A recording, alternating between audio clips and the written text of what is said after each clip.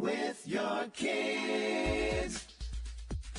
Hola, ni hao, konnichiwa, assalamu alaikum, shalom, mahaba, ciao, bonjour, namaste, jumbo, bienvenidos. Hi, my name is Jedley. Welcome to Reading with Your Kids. We're coming to you from the beautiful, wonderful, historical, amazing neighborhood of Reedville in the southwest corner of Boston, Massachusetts. We are so honored and so happy that you're joining us in our mission to help all families grow closer through reading. We do that by sharing fun, thoughtful, and thought-provoking conversations with fascinating people who just happen to be writing books for kids of all ages. How can you help in our mission? Well, you can help by telling all of your family and friends about the show. Tell your kids' teachers, their principal, their librarian, the youth pastor, the librarian at the public library, and let them all know that they can hear us on the WREB AM/FM 24/7 radio network, and they can find us on the iHeartRadio app, Spotify, Apple, Good Pods, Podcast Addict, Himalaya, Audible, Amazon Music, wherever you find your podcast. Our guests today are Stephanie Brick and Adam Gidwitz. Stephanie will be here to celebrate the Secret Doors of Cannondale, and Adam will be here to celebrate Max in the House of Spies. Hey, are you ready to ignite a passion for reading in your students?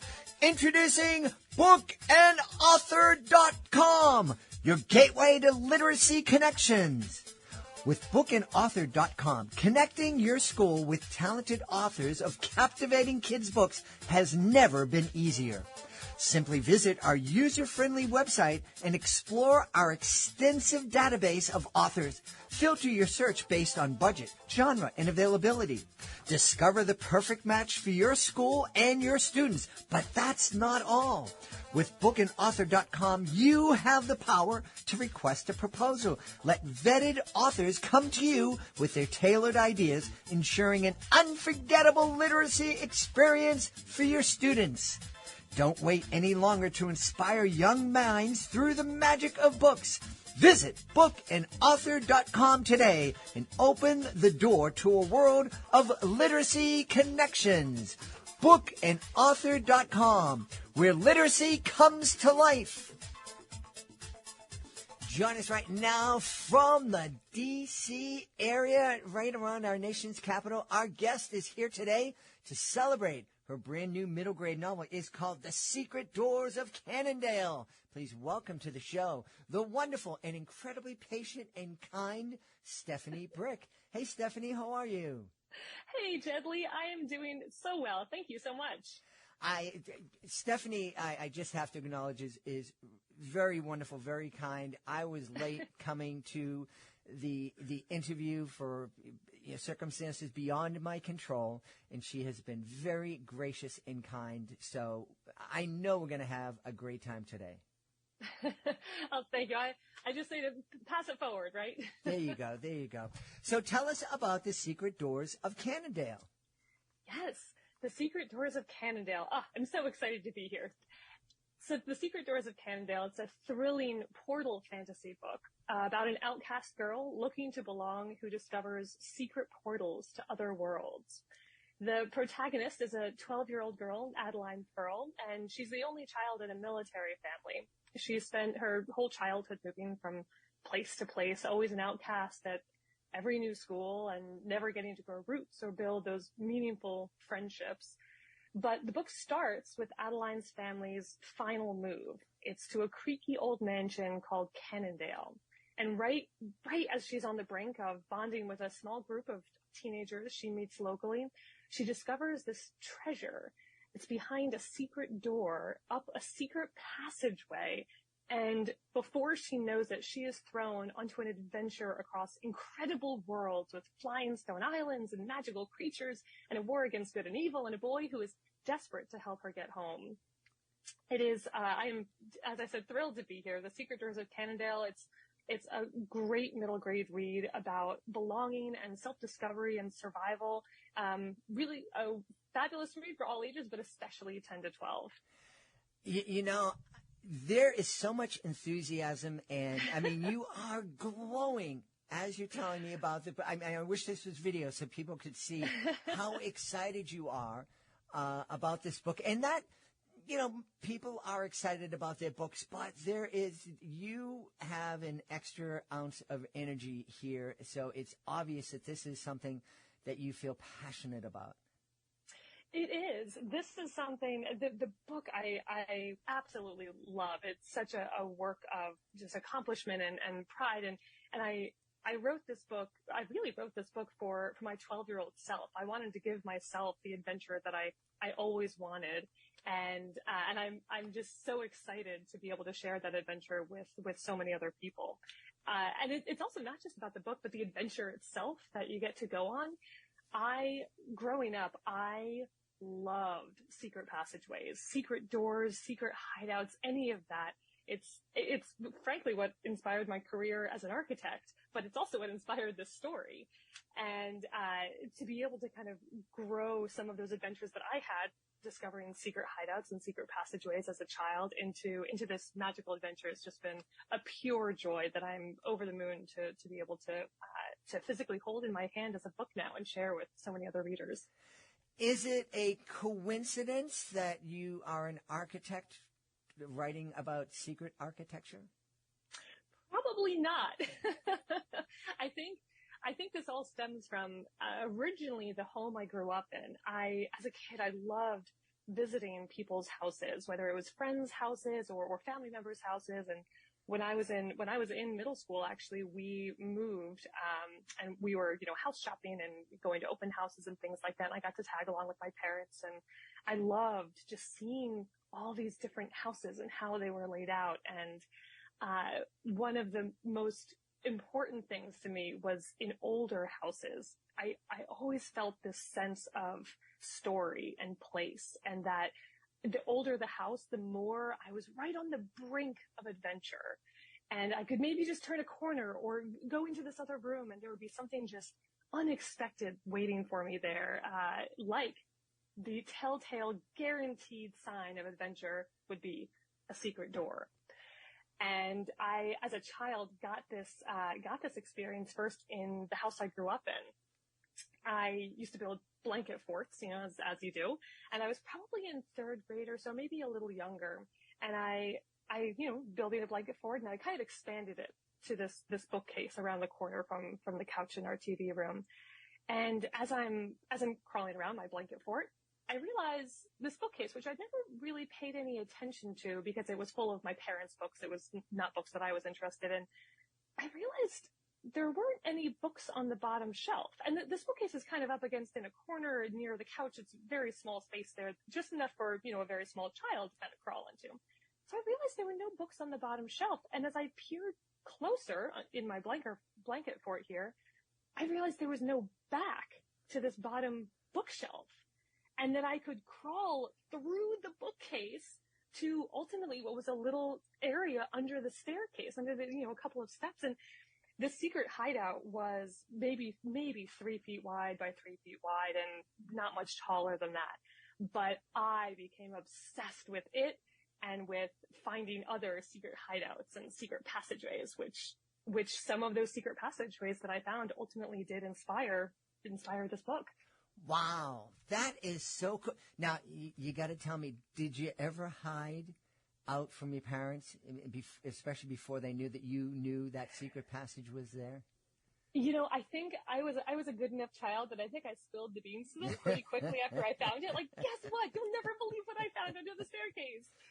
But I will tell you, as long as you promise not to tell my parents about this. Okay, you got it. Because even as an adult, I'm sure I'd get a very, very big lecture for this. So there was one secret passageway I did not tell them I found, and this was not in our house, but this was actually in a house in Cannondale, which is in fact what inspired the house in the story. And this was a family relative and my mom's godmother. And we were lucky enough to visit about once a year, just for a nice annual, wonderful get together at this fabulous house with this fabulous host and loads of wonderful people. And every year we were not allowed in certain spaces. If the doors were closed, not allowed to go anywhere near them. And because we were guests, I was raised with great manners to be very polite. And so, I knew strictly I was not allowed to go into doors that were closed. Well, one of these rooms was the main bedroom. And the main bedroom, strictly off limits, no reason why any visiting children would be hopping and poking their heads in there. But one day, the door to this bedroom was open. So obviously, I poked my head inside. I don't enter the room because that would be breaking the rules. But I poked my head inside, and what do I see? But this, I think there was a balcony, a 4-poster bed, beautiful colored wallpaper. And then seamed in the wallpaper was a door that had been wallpapered over. And if you looked really closely, there was this glass camouflage doorknob. And I just thought, oh goodness. So it was probably 2 years of visiting before another opportunity of that door to the bedroom being open. And I peeked around and no one was there. No one could tell me not to go do that thing that I maybe very desperately wanted to do. And I did, this is the part you can't tell my parents, I did sneak into the bedroom and I opened the camouflage door that led to a secret passageway. Wow, so cool. But you'll have to read the book to find out what happens after that. This, I grew up in the inner city, so we didn't have houses that were big enough to have secret passageways. Yeah. But we all lived in multifamily homes in Boston. They're called 3-deckers. So all the attics were open.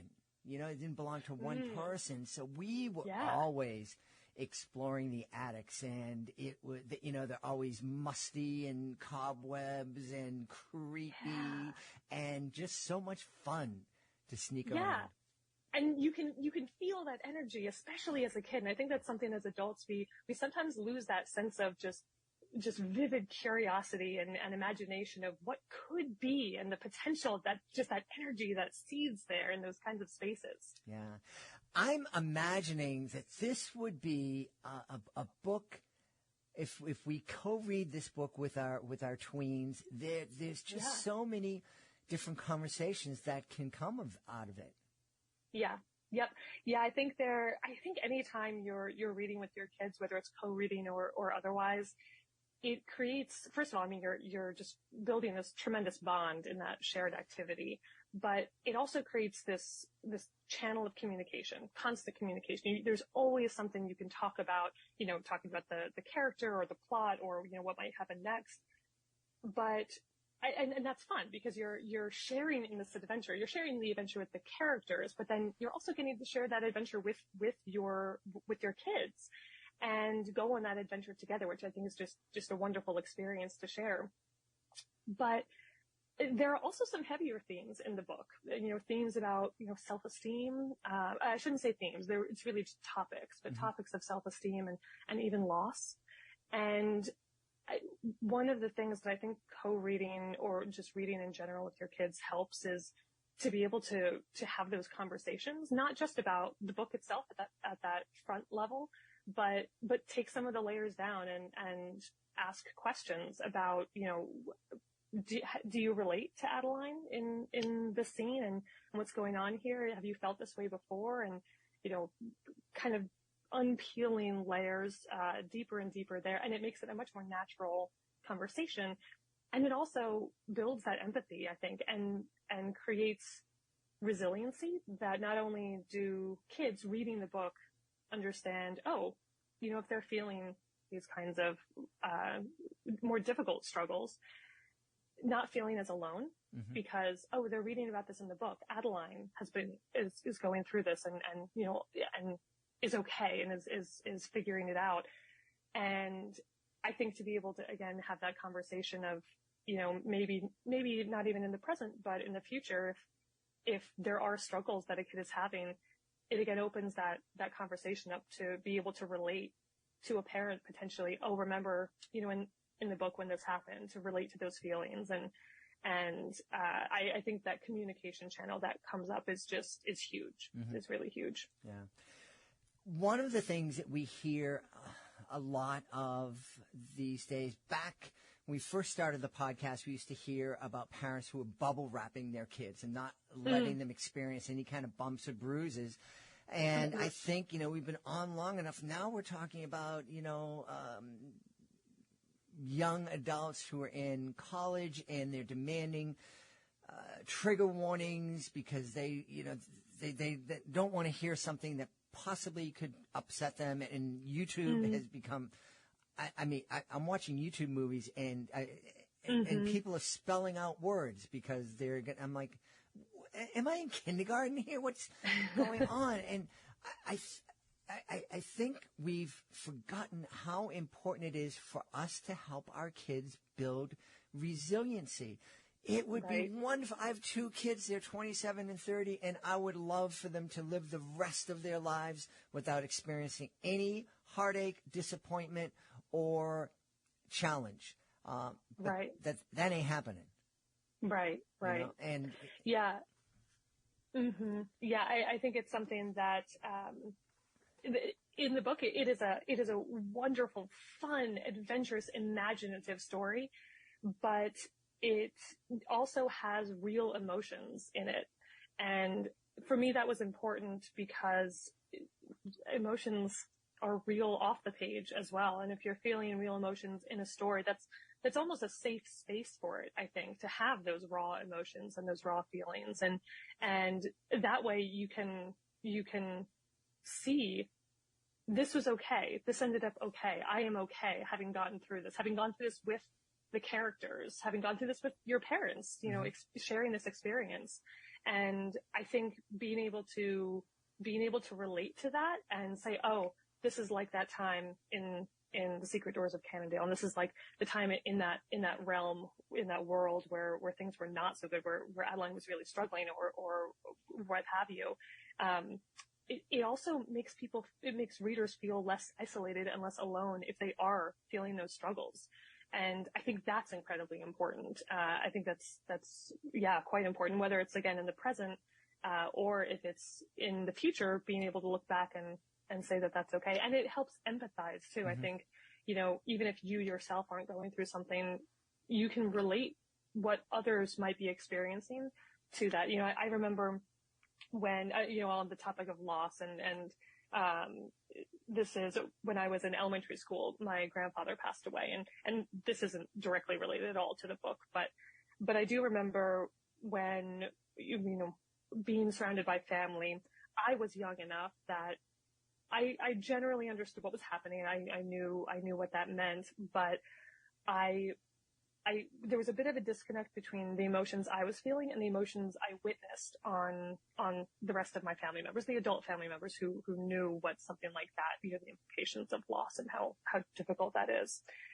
And I think being able to project that and that kind of empathy from children to recognize what emotions, might look like in that kind of sense. And as I said, this isn't directly related to the book, but just on the topic of being able to process that kind of emotion. And I think that's much easier to do on a page. And when you see feelings that are articulating feelings, especially, when they're not happy feelings, that can be a struggle for people of any age, but especially in middle school. Gosh, that's probably one of the most challenging feats that anyone has to go through in that transition period. Right. Yeah, just that idea that, because there's so many, I remember my son and his buddies, they all tried so hard to project this idea that they knew what was going on. They had it all together. In reality, none of them had it going on, Sure.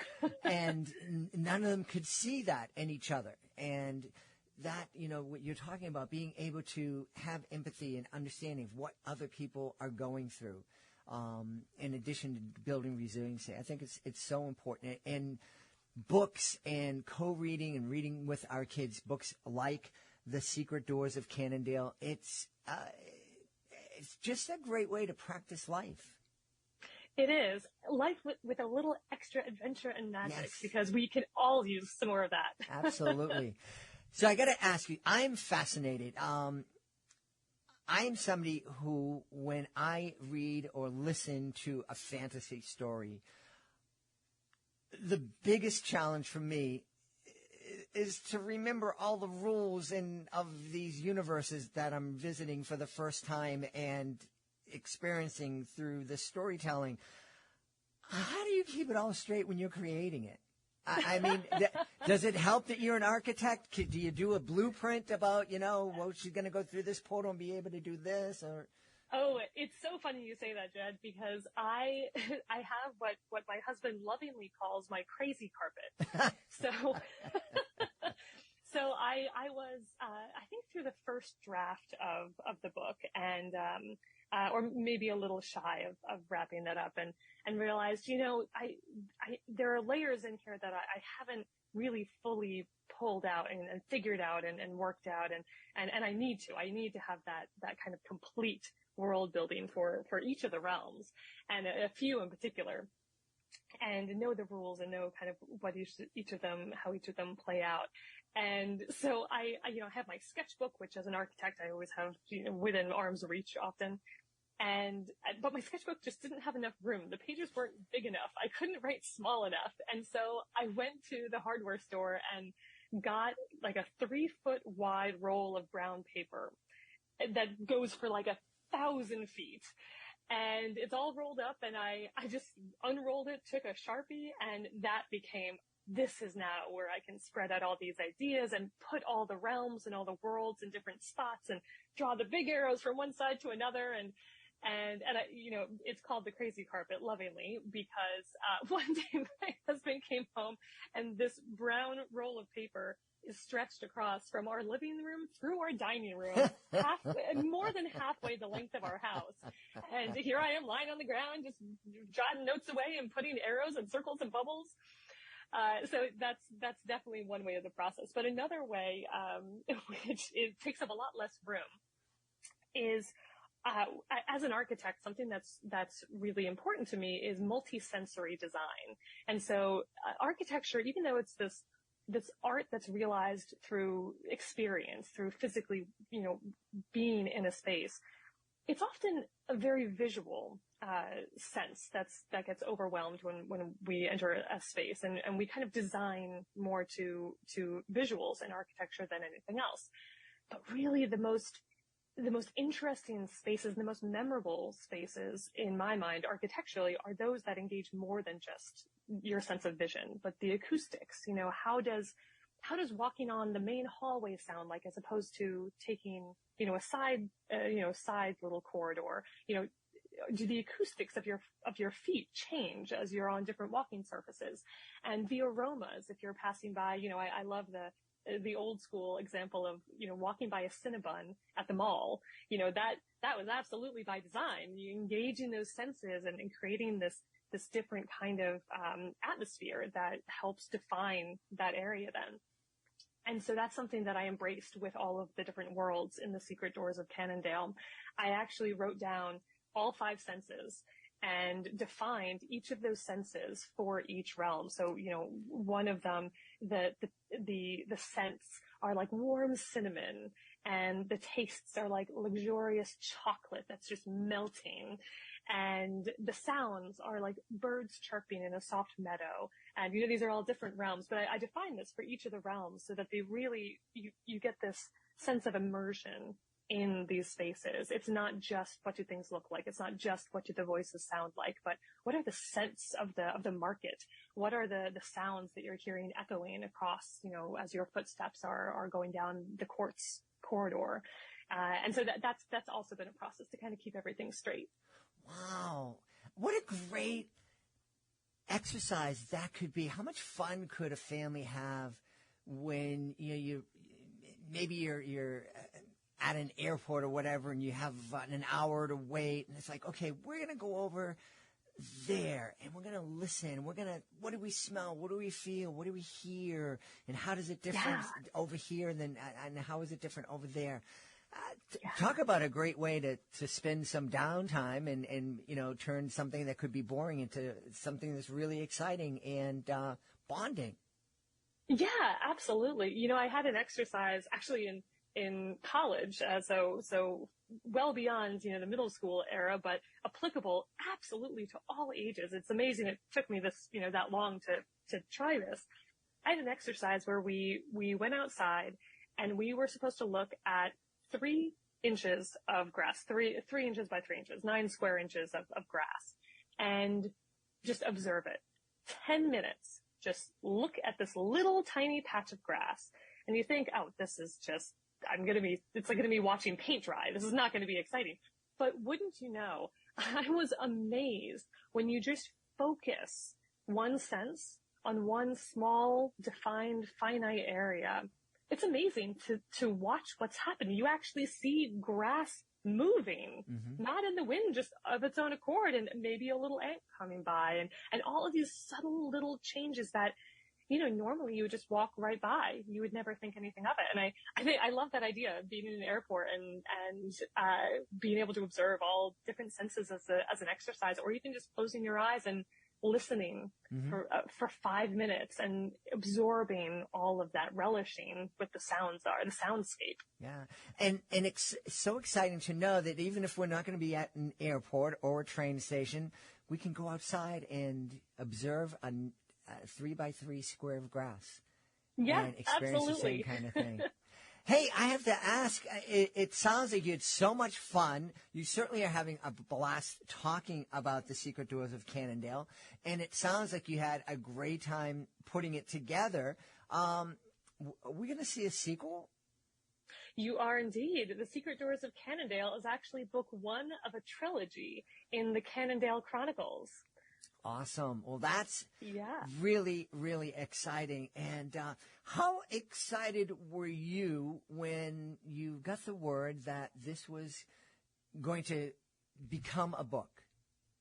Oh, I mean, this has been, I suppose you could say this has been a vision of mine since I was in maybe 3rd grade or so, 3rd, 4th, 5th grade.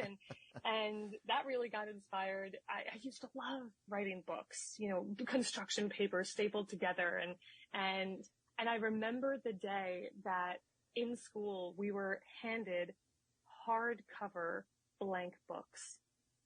So this was just the ultimate gift and activity as a school kid for someone who loved reading and loved writing, to have my own blank hardcover book. And so I started writing my first book there, or I should say my first hardcover book there. And when I was when I was 12 years old, actually, I wrote a novella, which sadly, due to technology constraints, never made it past, the floppy disk and old hard drive that it used to be on. But, actually having the manifestation of your story into a physical book. And actually, I'm fortunate enough that it's not just physical. It's paperback, it's hardcover. It's also audiobook and ebook. And it's an utterly thrilling sensation. When I opened the test prints, the proofs of the book, I started crying. It was just to see it physically, hold it in my hands, just this adventure, and to open it up, it brings me just such joy. well, that's wonderful. And I'm excited for all the kids and all the families that are going to experience that excitement and joy when they pick up The Secret Doors of Cannondale. Stephanie, where can people go to find out more about the book and find out more about you? You can go to stephaniebrick.com/secretdoors. You can also order the book from any local bookstore, online, the regulars, Amazon, Barnes & Noble, Books A Million, all the works. So it'll be available March 26th is the official day. Wow. So huzzah. Well, that is great. And what a great day. There have been some beautiful things born on March 26th. And, so I've heard. And, although the one I'm referring to happened almost 100 years ago. But it's great that great things are still being born on March 26th. So that's awesome. Hey, we've had a great time speaking to the author of The Secret Doors of Cannondale. Our guest has been Stephanie Brick. Stephanie, thanks so much for being with us. Thank you so much, Jedley. This has been an absolute delight. Before we invite our guests into the studio, I want to ask you, are you looking for a unique way to support diverse voices in literature? Introducing By YQ Book Fairs, where every page tells a story of empowerment, culture, and diversity. By YQ Book Fairs is a 100% women and minority-owned initiative showcasing a hand-picked selection of diverse books that celebrate inclusivity and representation.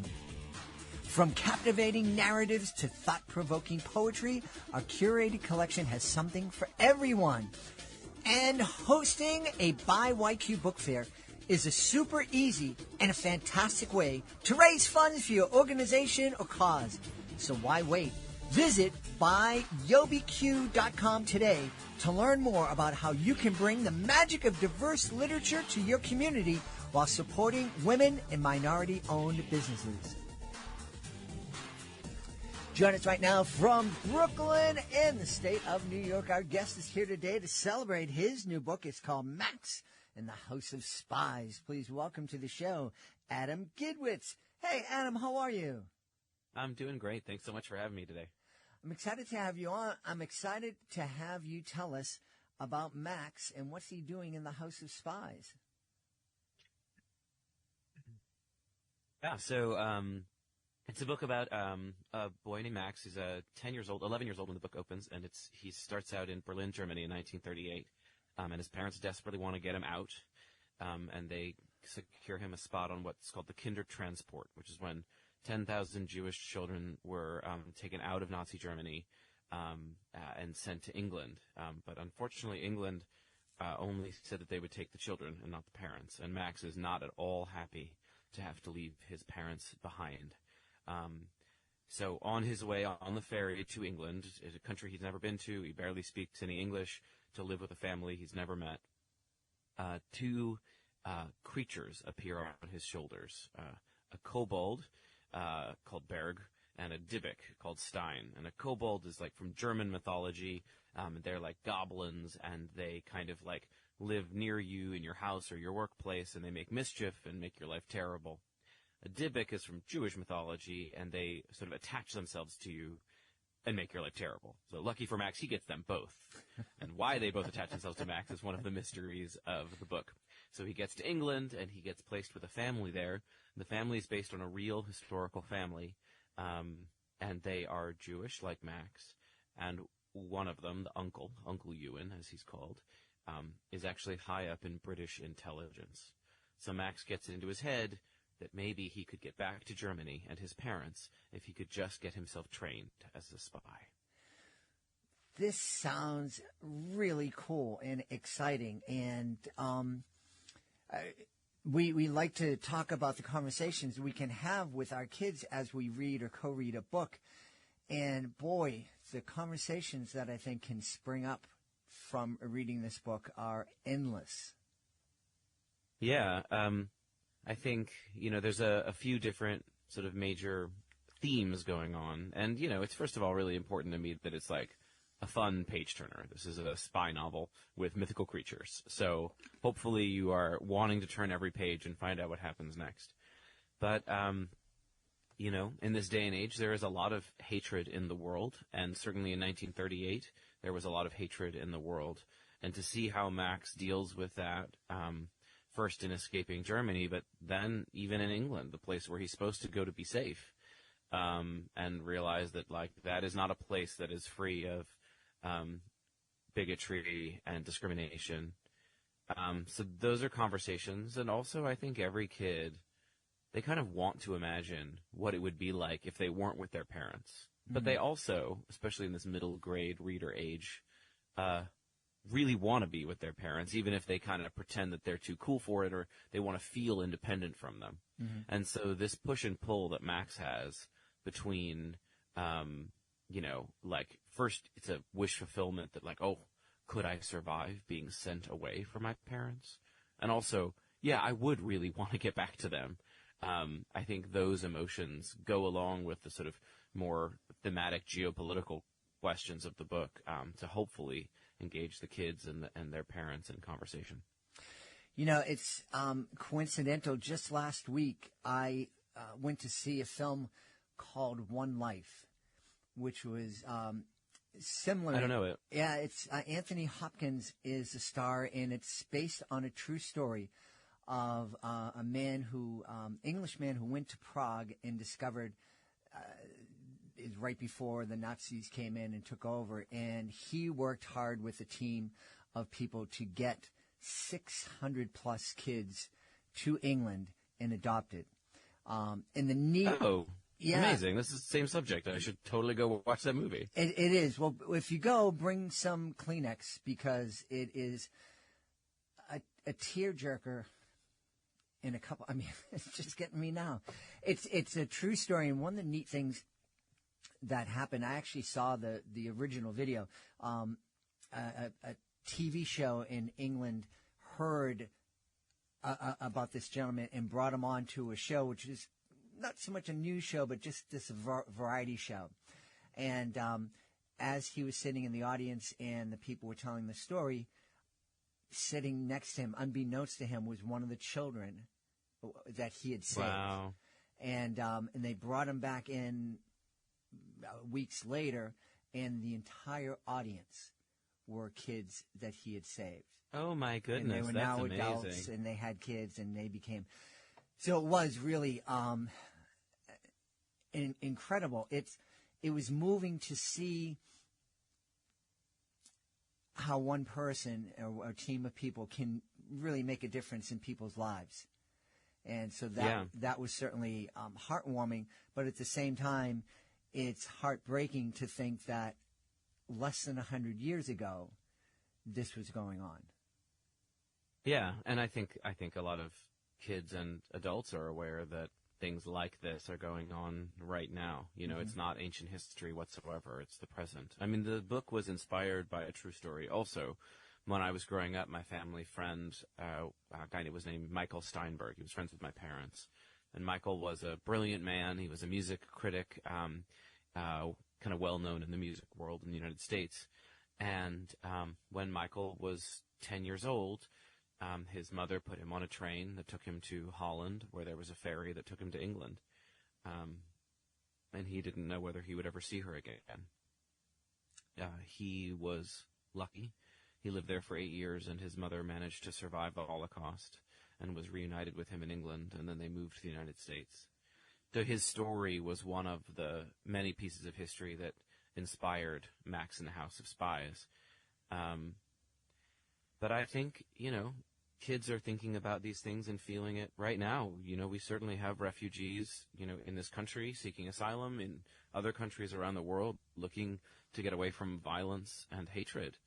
And so I hope that when you read the book, your listeners read the book, it's not just a story about Max, though it is a story about Max, and not just a story about a Jewish boy in 1938, though it is. But, I think we can all feel how this is a story about a lot of kids right now, in a way that's tragic. And I think there's also, a lesson to be learned, right? In the 1930s, the Nazis were saying, oh, we're going to do terrible things to the Jewish people, and they were. The laws were terrible. There was violence, there was oppression, there was murder. But the Holocaust hadn't started yet. The Holocaust wouldn't really start until, it depends on how you define it, officially in late 1941. Though there was a lot of killing going on before that. But even though these terrible things were happening, and Nazis were saying, we want the Jews to leave Germany, pretty much every country around the world said, no, they can't come here. They were saying publicly and in their political discourse, we have too many Jews here already, even the countries that didn't have any Jewish people at all. And so even when England decided that they would take in 10,000 Jewish children, they forced their parents to stay behind. And I think we can kind of all recognize similarities between that and, our world today. Yeah. One of the people who listen to the show know that I am part of a group called Clowns Without Borders, and we travel around the world to refugee camps and disaster areas. And I had an opportunity in the fall to go to El Salvador, where I met not only people who were internally displaced because of all the gang violence that country has experienced, also met people who I think, correctly assume were headed north to the United States, who were fleeing persecution in places like Venezuela and poverty. And it is just heartbreaking. And one of the things that I've tried to advocate for here on the podcast is when we're talking to our kids, when they ask us about the headlines and whatnot about migration and immigrants and the situation at the southern border, I hope the parents on either side of the issue first and foremost remember that we're talking about human beings, members of our human family. And I think Yes, amen. Any solution that doesn't start at that point is bound to fail. Yeah, and I don't pretend that I know anything about contemporary political solutions to problems like this. That's not what I do, right? So what I do is not only do I write stories for children, but I read the history behind the story that I'm writing really deeply. So I took a course on Nazi Germany while I was writing this book at Brooklyn College here in New York, and I read dozens and dozens of nonfiction books. Reading them, I'm reading them really deeply, and I'm trying to take all the information out of them, write them down, incorporate it into my brain, walking around for hours, like incorporating this history into my brain. Because sometimes when we talk about an issue that's facing us right now directly, it really gets our hackles up, and it is hard for us to see it clearly on any side of the debate that we're on. And we start wanting to shout at each other or tell the other people to be quiet. And if we can take a step back and look at somebody else's situation from 80 years ago, a situation where we kind of know what happened, what turned out, both the acts of heroism, like the movie you were describing, like the Kindertransport, and also the acts of utter horror, like the Holocaust, we can look back at that and feel a little bit more openly without our preconceptions about what should and shouldn't have happened. And then maybe that will make us a little bit wiser and more introspective about what's happening now. I think that's really a really important point to make. And what a great skill for us to teach our kids. We talk about the fact here in the podcast that it seems like it's impossible to agree to disagree with somebody, to hear an opinion that's not yours without your head exploding, to be able to sit down and have a conversation with somebody who might see the world in a different way, from a different perspective. But I think that's, super. Where history just repeats itself over and over again. And maybe a great way to for us to discern what we should be doing today is by looking at what has worked and has not worked in the past. Yeah. There's a quote, I can't remember who said it. If history doesn't repeat itself, at least it rhymes. And that's certainly true.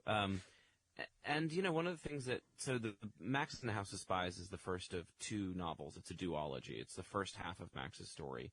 And I wrote it as one big story, and it was over 600 pages, and we were like, we're not going to publish that for middle grade, so we'll break it in half. So the first is Max and the House of Spies, and the second novel was Max in the Land of Lies. And spoiler alert, he does get back to Germany, and the second half is him trying to find his parents. And what I wanted to do in this one big oeuvre, like the two Max books, which I worked on for, over 3 years, starting at the beginning of the pandemic, was ask the question how and why a country like Germany, which had been the most educated country in the world, the land of thinkers and poets was its moniker before the Nazis, how a country like that could decide collectively to commit itself to lies. Because that's what it did, right? They should have known better. They did know better. But there was a situation there where they were starving and their army had been defeated in war, and they decided Hitler and the Nazis was the way to become strong and proud again. And I kind of wanted to ask this question because we're all complicated people, right? If we just think of the Nazis as monsters who we could never understand, then we fail to see the ways in which we have things in common with them, the ways in which, under the worst circumstances, we could become like them. And so it was important for me to depict them as humans, and the British as humans, too. They weren't all heroes. Not at all.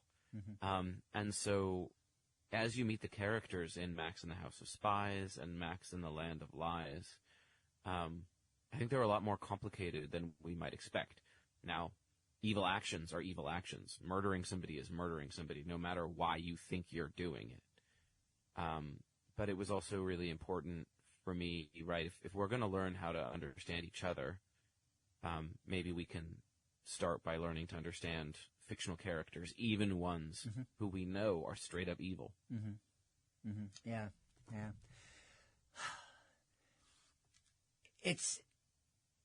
You mentioned that this is a book that you worked on for 3 years and you did tons of research. I imagine that you experienced a lot of change and growth because of this process. How do you see yourself having changed? Ooh, that's a good question. I don't think I know the answer off the top of my head. Let me see if I can think of it. I mean, I think, that a serious book should change you, both in the writing of it and hopefully in the reading of it too. And I do think it opened my eyes to complexity, to seeing other people's goals and realizing that I might know that their methods are evil, but their goals are good. Or I might know that their goals are good and their methods are evil, right? So I think, and you see that on both sides of the war, and the British doing nefarious things in order to beat the Nazis, which was good.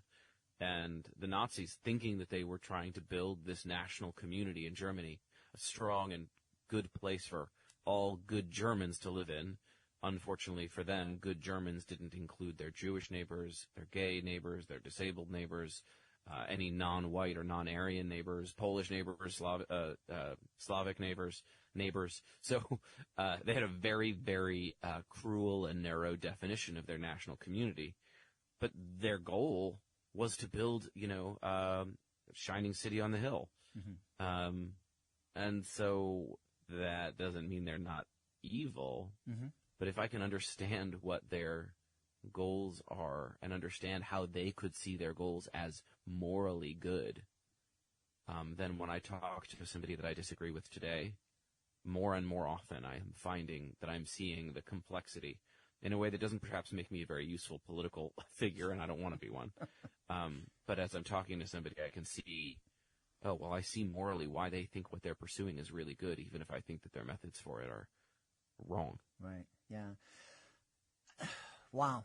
I mean, that is something I think we could all use more of, people having that kind of perspective and being able to look at problems in that light.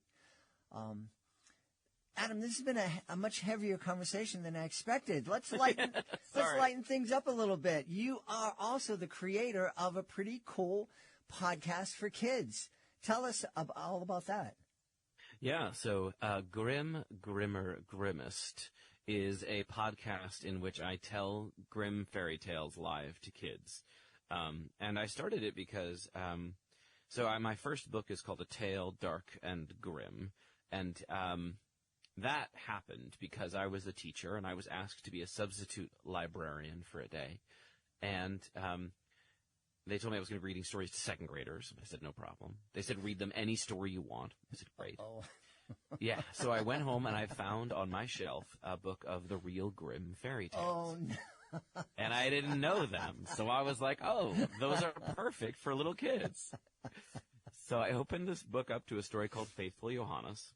And in the story, Faithful Johannes, warning right now, this gets, what I'm about to say is gross and disgusting. So everybody please cover your ears if you don't want to hear that. 2 kids get their heads cut off. They get put back on again, so they're fine.